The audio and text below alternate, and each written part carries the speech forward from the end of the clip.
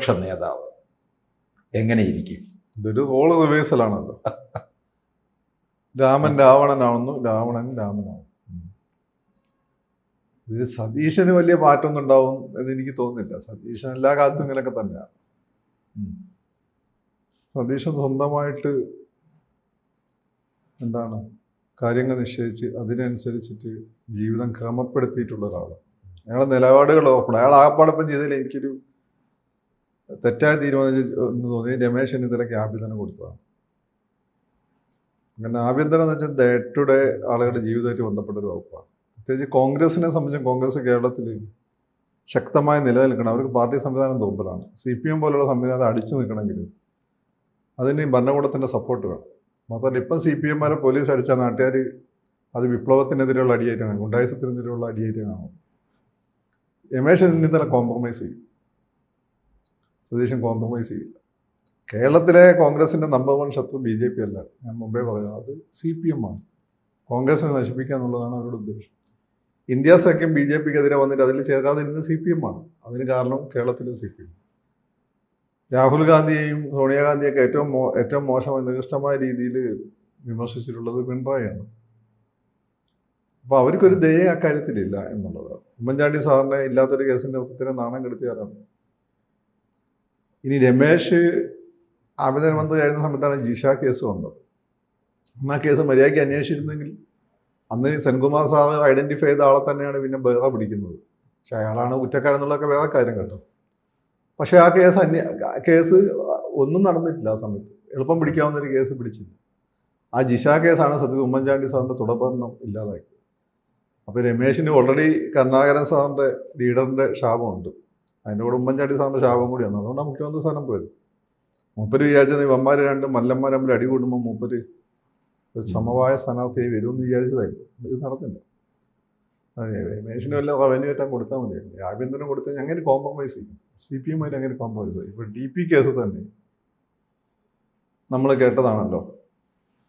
തിരുവഞ്ചൂർ പറയാതെ പറഞ്ഞത് ഞാനുള്ള സമയത്ത്, ഞാൻ ആഭ്യന്തരം ചെയ്യുന്ന സമയത്ത് ആ കേസ് നല്ല രീതിയിൽ പോയി. പിന്നെന്ത് സംഭവിച്ചത് എനിക്കറിയില്ല. വളരെ ക്ലിയറാണ്. അതുപോലെ ഇപ്പോഴത്തെ ആലപ്പുഴ MLA തോമസിനെ തല്ലി ചതച്ച പിണറായിയുടെ ഗൺമാന് ക്ലീൻ സർട്ടിഫിക്കറ്റ് കൊടുത്ത് പിണറായിയുടെ സ്റ്റാഫിലേക്ക് കൊടുത്തത് രമേശാണ്. അപ്പോൾ ഈ കോൺഗ്രസ്സുകാരെ പ്രശ്നം എന്താ വെച്ചാൽ ബേസിക്കലി CPM-ആയിട്ടുള്ള പ്രോബ്ലമാണ്. അതിനൊരു സപ്പോർട്ട് ആഭ്യന്തരത്തിൽ നിന്ന് കിട്ടണ്ടേ? പിന്നെ എന്തുകൊണ്ടാണ് ആ ജിഷ കേസിൽ ആ അന്വേഷണം ഇങ്ങനെ ഒച്ച കഴിയുന്ന വേഗത്തിലായി അവസാനം ആ ഇലക്ഷൻ കഴിയുന്നവരെ ഒരു തീരുമാനം എടുക്കാതെ പോയത്? അതിനർത്ഥം എന്ന് വെച്ചാൽ ഉമ്മൻചാണ്ടി സാറിനെ ഗവൺമെൻറ്റിനെ ദുർബലമാക്കാനുള്ള ഉദ്ദേശമായിരുന്നു. ഇത് തന്നെ സതീശനും കിട്ടും, നോക്കും. അതാണ് അതിൻ്റെ ഒരു കാര്യം. പിണറായി ഇനി പ്രതിപക്ഷ നേതാവായി വരുമ്പം പിണറായി VS-ൻ്റെ റോളെടുത്ത് അത്ഭുതപ്പെടേണ്ട. കാരണം പിണറായി എപ്പോഴും അങ്ങനെയാണ്. പിണറായിക്ക് നേരെ 4 വിമർശനം വരുമ്പം പിണറായി അതിനെ മറച്ചു കിടക്കാനുള്ള വഴി അങ്ങനെ ആലോചിച്ചു നോക്കും. അങ്ങനെയൊന്നും മിണ്ടിയല്ല. അങ്ങനെ എന്താ മിണ്ടി നിങ്ങൾ കണ്ടിട്ടുണ്ടോ? VS-ന്റെ റോൾ എങ്ങനെ എടുക്കുമെന്ന് പറയും. അങ്ങനെ ജനകീയ പ്രശ്നങ്ങളൊക്കെ ഇടപെടും, അങ്ങനെ പോകും. പിണറായി ഇമേജ് മാറ്റും. കോൺഗ്രസ്സുകാരല്ല 4 ദിവസം കഴിയുമ്പോൾ പണി തുടങ്ങും. പ്രത്യേകിച്ച് രമേശ് അവിടെ ഉണ്ടല്ലോ കീ പൊസിഷനിൽ. 4 ദിവസം കഴിയുമ്പോൾ പലതും വരും. അപ്പം പിണറായി തുടങ്ങും. മാത്രമല്ല പിണറായി പഴയ പിണറായി ആയിട്ട് മുഖ്യമന്ത്രി ആയതുകൊണ്ട് അങ്ങനെ തന്നെ കൺട്രോൾ ചെയ്ത് വെച്ചതാണ്.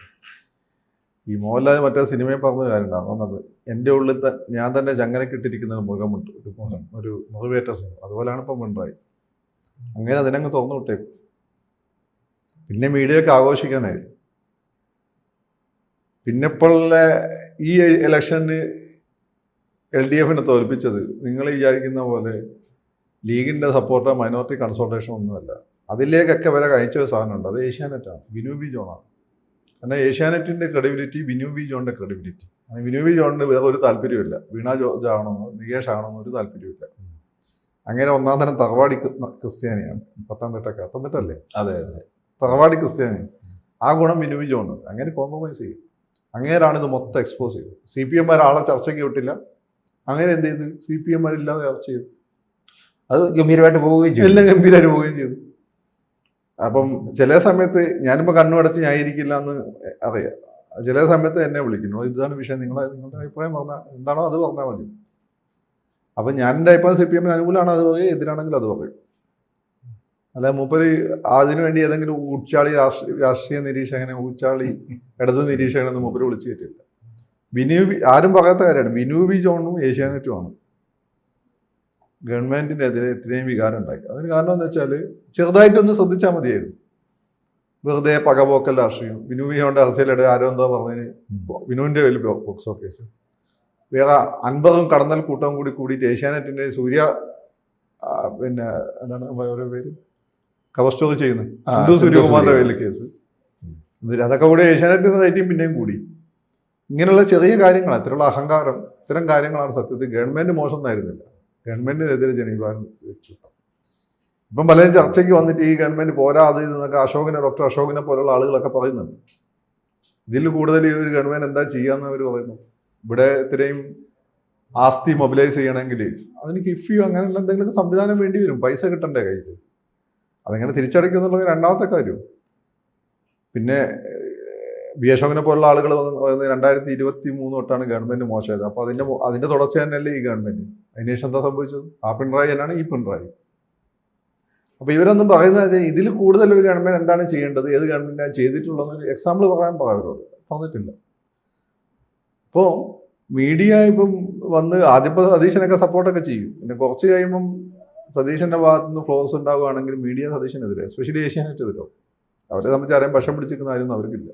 ഇന്നലെ കണ്ട് വേണുഗോപാലിനെ പറ്റിയിട്ടാണ് സിന്ധു സൂര്യകുമാർ കവർ സ്റ്റോറി ചെയ്തത്. വേണുവിന് അനുകൂലമായ രീതിയിലാണ്. ആ കേട്ടാൽ നമ്മൾ വേണുവിന് ഇഷ്ടപ്പെട്ടു. അവര് അതിനൊപ്പം സതീശന് അനുകൂലം. അവരെ സംബന്ധിച്ചിടത്തോളം വീണ് കിടക്കുന്നവരെ കൂടെ അവരുണ്ടാവും. CPM ഏറ്റവും വലിയ പ്രശ്നം ഏഷ്യാനെറ്റിനെ പിണക്കി എന്നുള്ളതാണ്. പിന്നെ ഈ അഹങ്കാരം, വിവരമില്ലാത്തവരന്മാരെ പിടിച്ചിരുത്തി. അപ്പൊ പിണറായി ആ ഒരു റോളിലേക്ക് വന്നാൽ ഈ ഇമേജ് ഒക്കെ മാറിക്കിട്ടും. അത് പിണറായി അതിന് വെറുതെ അയാൾ എവിടെയും കയറിയിരിക്കില്ല. അയാൾ എവിടെയൊക്കെ കയറിയെന്ന് അയാൾ ഇമ്പാക്ട് ഉണ്ടാക്കിയില്ല. അയാൾ മോശം മുഖ്യമന്ത്രി ആയിരുന്നില്ല, നല്ല മുഖ്യമന്ത്രി. ഇതിലെ കേരളം കണ്ട ഏറ്റവും നല്ല മുഖ്യമന്ത്രിയാണ്. ഭരണവും 10 വർഷം നല്ല ഭരണമായിരുന്നു. ഈ ഭരിക്കുന്ന ആ പ്രശ്നമുണ്ട്, ഈ പ്രശ്നമുണ്ട് എന്നല്ല, ഈ മുഖ്യമന്ത്രി എന്ത് ചെയ്യണമായിരുന്നു, ഈ ഗവൺമെന്റ് ഇത് മറികടക്കാൻ എന്ത് ചെയ്യണം, ഈ വിമർശകർ ആരും പറയുന്നില്ല. അത് ചെയ്തു, ഇതെല്ലാ ഗവൺമെന്റ് ചെയ്തു. എല്ലാ ഗവൺമെന്റ് ചെയ്യുന്നത് പല ഗവൺമെന്റ് ചെയ്യാത്തതുകൊണ്ടാണ് നാട് അവിടെ തന്നെ കിടന്നത്. എല്ലാ ഗവൺമെന്റ് ചെയ്യുന്ന ചില കാര്യങ്ങൾ ഈ ഗവൺമെന്റ് ചെയ്തുകൊണ്ടാണ് കഴിഞ്ഞ 10 വർഷം മാറ്റം പ്രകടമാണ്. 10 വർഷമല്ല, ചെയ്യും ഉമ്മൻചാണ്ടി സാറിന്റെ സമയത്ത് തുടങ്ങിയിട്ടുണ്ടത്. ആ മാറ്റം പ്രകടമാണ്. കൃത്യമായി പറഞ്ഞാൽ VSന്റെ ഗവൺമെന്റ് തൊട്ട് മാറ്റം കേരളത്തിൽ വന്നു. അതിന്റെ കണ്ടിന്യൂറ്റി ഉറപ്പ് വരുത്തി എന്നുള്ളതാണ്. പിന്നെ വിമർശിക്കാൻ വേണ്ടിയിട്ട് അതും ഇതൊക്കെ പറയാം, ഇത്രയേ അതിലുള്ളൂ. അതുകൊണ്ട് നമ്മൾ കാണുന്നത് ഒരു ഫീനിക്സ് പക്ഷിയെ പോലെ വരുന്ന പിണറായി വിജയനായിരിക്കും. പിന്നെ സതീശൻ എന്ന് വെച്ചാൽ ഒരു അത്ര എളുപ്പം പിടിച്ചു കെട്ടാൻ പറ്റുന്ന ഒരു കാര്യമാണ്. സതീശൻ ഒരു സിവിലൈസ്ഡ് ബീസ്റ്റാണ്. ബീസ്റ്റ് എന്ന് പറഞ്ഞാൽ വന്യമൃഗമാണ്, പക്ഷെ സിവിലൈസ്ഡ് ആണ്, നാഗരികതയുടെ സ്വഭാവമുണ്ട്. അതാണ് സതീശൻ. നിങ്ങൾ നോക്കിയാൽ മതി. സതീശൻ്റെ ഉള്ളിൽ ഒരു പിണറായി ഉണ്ട്, എന്നാൽ സതീശൻ വളരെ സിവിലൈസ്ഡ് ആണ്. അപ്പോൾ ആളുകൾ ഇന്ന് പള്ളിയിൽ അച്ഛന് ഒരു കിരീടം കൊണ്ടുകൊടുത്ത മൂപ്പര് അത് വേണ്ട, തലയിൽ വെക്കണമെന്ന് കയ്യിൽ, പിണറായി അത് വേണ്ട തലയിൽ വെക്കുകയാണ്. Is A civilised beast. Civilised beast എന്ന് പറഞ്ഞാൽ കോൺഗ്രസ്സുകാരൻ മണ്ടന്മാരി ഞാൻ നെഗറ്റീവായി കരുതണം, ഞാൻ പോസിറ്റീവായി പോകുന്നതാണ്. ഒരു വന്യമൃഗത്തിന്റെ ശക്തി അങ്ങേർക്കുണ്ട്. അതുപോലെ അയാൾ പോകുന്ന വഴികൾ നിങ്ങൾ ഉദ്ദേശിക്കുന്ന പോലെ ഒരു വന്യമൃഗം ഏത് രീതിയിൽ പോകും നിങ്ങൾക്ക് പറയാൻ പറ്റില്ല. അതിന് അതിന്റെ വഴിയാണ്.